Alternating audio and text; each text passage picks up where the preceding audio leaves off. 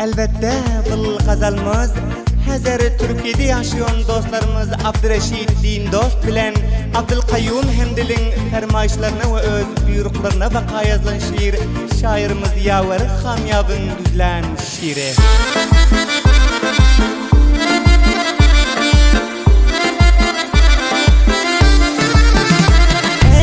Yüreğine münasip senin kılıkın koyun, bakıp doyabilmezin mehirli mehtap rayın. Hiçbir kemin yok senin, maktasan maktar yani. Kalem kaş 18 yaş, nuçadır kaddi boyun. Geleceğim sen inşallah, ne güzelsin maşallah. Kara gözün süzülüp, arzıyor nıfratıllah. Esel deyin sözlerin, ayamin izler yüzlerin. Hemşe göz alımda, badem kabak gözlerin.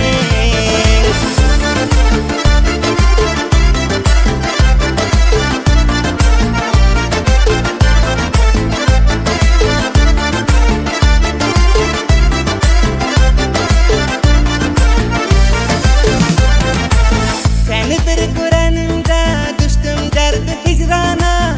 Sen Leyli men Mecnun'un, sen deyip çıktın meydana. Tarifine söz yetmez, vakiyen münasip sen. Bilaydım menden sana bir hediye nişana. Geleceğim sen inşallah, ne güzelsin maşallah. Kara gözün süzülüp, arzıyor nıfratıllah. Esel deyin sözlerin, ayamin izler yüzlerin.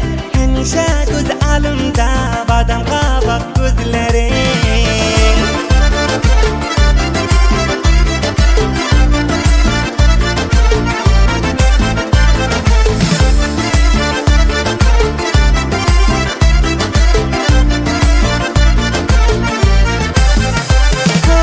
Yaver Kamyab yazgın, deli okasın kayda.